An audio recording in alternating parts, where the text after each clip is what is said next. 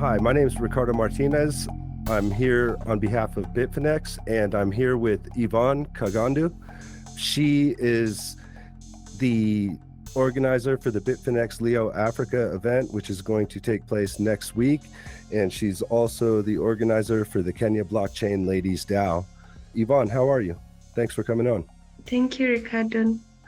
Thank you for having me. My first question for you is, how did you first get involved with cryptocurrencies? Well, I did my undergraduate in financial economics, and I wanted to know what the future of financial economics and financial analysis was.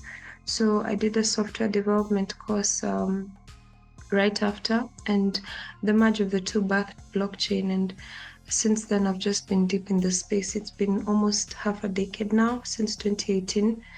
And yeah, I'm fully in. So you've been involved for a while. Yeah, I have. Can you tell us a little bit about the Kenya Blockchain Ladies DAO? Can you describe your work with the project? At the beginning, when I started my interest in this space, I came to notice that we were very few women in Kenya involved with blockchain, just in general, when it comes to development, when it comes to trading, when it comes to just simply attending meetups. So with time, I was able to create a network of women. With the few women that were there, we were about 4 or 5, and we became very close friends.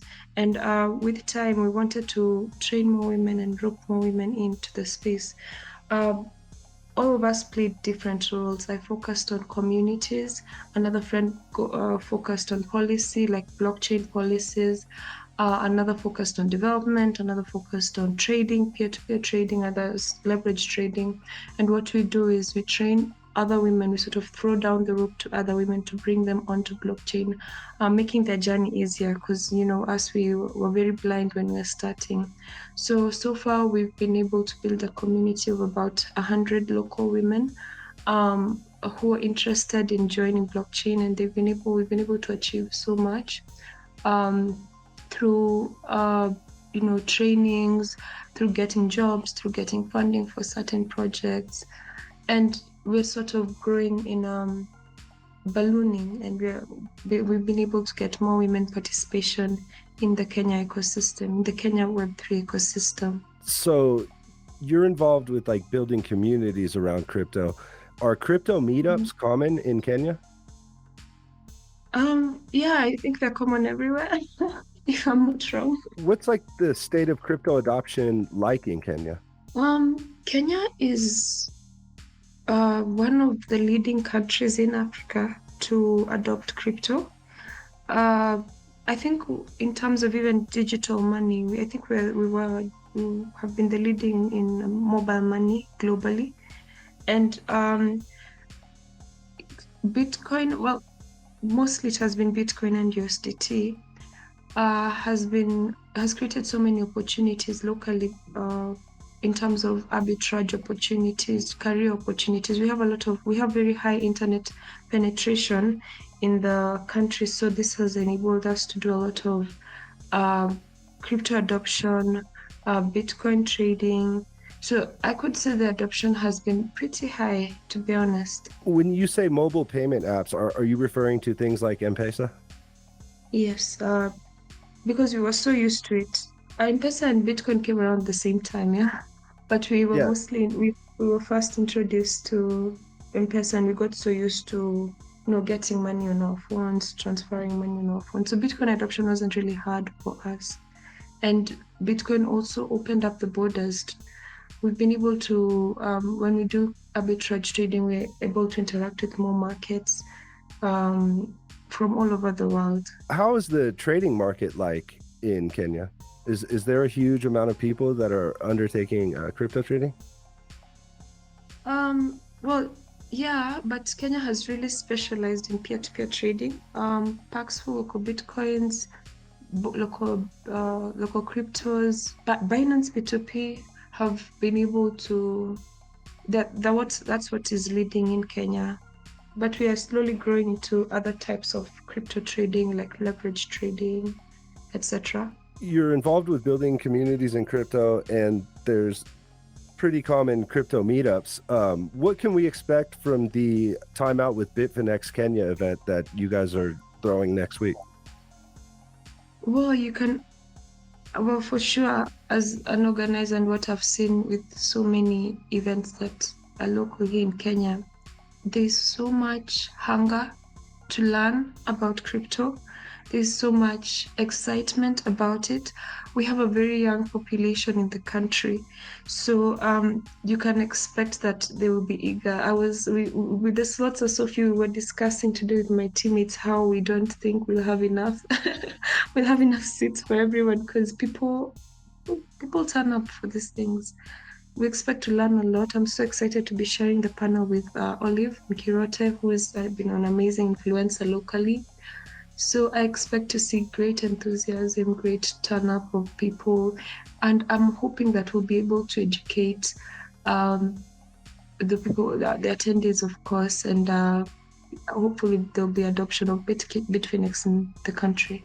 In other places that in emerging economies where we see lots of Bitcoin adoption and cryptocurrency adoption, there's usually like financial problems where like people don't have access to the financial infrastructure like bank accounts and financial institutions. Is that the case in Kenya, or do people have access to financial infrastructure? When you talk about financial infrastructure, I imagine you mean banks and access to loans and credit and all that. In Kenya, it's not. It's a whole different world, to be honest, because we don't have. It's very financial inclusion in rural areas is not as high, but M-Pesa adoption, internet adoption is high. So we're able to access loans from their mobile phones. We have many micro lending apps. It's a whole industry here. So financial inclusion in its sense is changing in emerging markets because you'd want to see a bank built in the local area, but that's not the case here. Here in Kenya, as long as you have a good mobile phone, internet connection, you can be able to access so much. And with cryptocurrency adoption, you're not just limited to Kenya alone. What the local banks, you are open to the whole world. I mean, through decentralized finance, you can be able to access credit. You can be able to access your credit score. So it's the wild west here. And from the interactions I've had with people who visit Kenya, they say that Bitcoin adoption is suited for emerging markets like Kenya because for us it's on a need basis. We have these problems of financial inclusion, and it's like a postman and Facebook kind of thing. The postman, like banks and sending letters, I would consider them to be like banks, the post office. And when you talk of Facebook, you're able to send messages in seconds anywhere in the world. It's the same with cryptocurrency. It's a whole change of the world dynamic. Another thing that we see in emerging economies that have a high degree of Bitcoin and crypto adoption is that a lot of places like Venezuela or Turkey have currency crises. Is Kenya's currency stable, or is there like a high degree of inflation? Currently, because of what's happening with fuel prices, I believe there's inflation everywhere. How is where you are? But in Kenya, we have been affected. We have received some degree of inflation, but it's not hyperinflation. And Kenyans still we don't hate our currency. We still like our Kenya shillings. From my observation, people are still trying to look for, even with cryptocurrencies, they're still trying to look for opportunities to earn more Kenya shillings. So in Kenya, so far, so good. The government is doing a lot and the central bank is doing a lot to stabilize the currency. What about regulations? Does the government have like policies that are friendly towards crypto adoption, or do they have like kind of regulatory barriers to try to stop people from using cryptos? Locally, the government's approach has been mostly cautionary. They issued a cautionary notice against Bitcoin back in 2015. And since then, they haven't really spoken much about it. But being in the community space, I have had a chance to interact with government officials on their take on decentralized finance and what their thoughts are. And they're aware.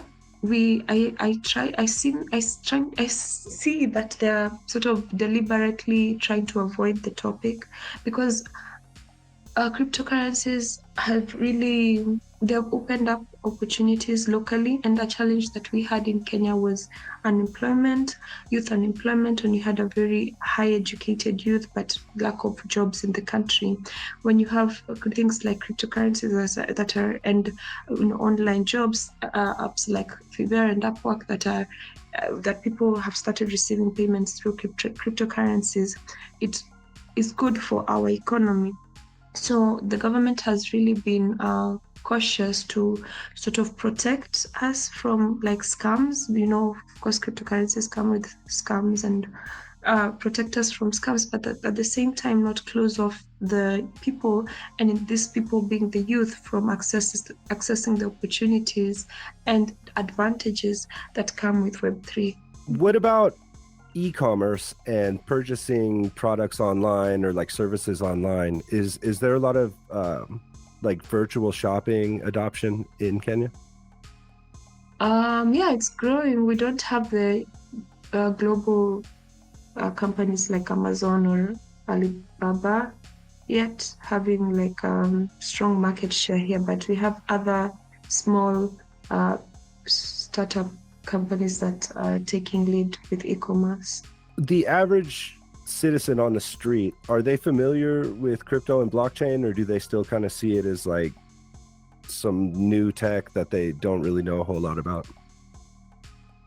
I give it 50-50. If you say mention Bitcoin, everyone seems to have an opinion about it, but you can't really tell. There are surveys that have been done, but like I honestly can't say for sure about that. You can say it's there, but not there. Yeah, but definitely among the educated youth, it's 100% there. In universities, 100% there. But if I go to the street and talk to the mama mboga, I'm not so sure. Okay. Another question that I had for you is, how would you say that crypto provides financial freedom and opportunity for Kenyans? I think, as mentioned earlier, crypto sees no, like, especially Bitcoin, like it sees no borders. We've had the government and the African Union have been trying to push Africa free trade, like to, because these borders, honestly, they weren't our initiative. They were introduced to us by our colonizers. Yeah, but we've been able to financially break borders when it comes to remittance payment. There's a lot of trading happening between, peer-to-peer trading happening between Kenya and Nigeria. It's sort of broken the financial borders in Africa and opened up opportunities. For example, here I am speaking to you about it, and this is an opportunity for me. So the opportunity has been remittance payment, protection from, well, not locally as much, but protection from hyper inflation, opportunities for making money. That's the biggest one locally. People hear Bitcoin and say, how can I make money? Yeah, Okay. so there's so much opportunity. Well, Yvonne, thank you very much for accepting the interview. It's been a pleasure talking to you about it. Yeah, thank you. Thank you again for having me. If people want to follow you online on social media or know about events that you're participating in, how can they do that? I'm at Kagondu_Yvonne on Twitter, LinkedIn, Yvonne Kagondu, Instagram, Facebook, Yvonne Kagondu. Okay. Thank you very much once more. It's been great discussing crypto with you. Thank you so much.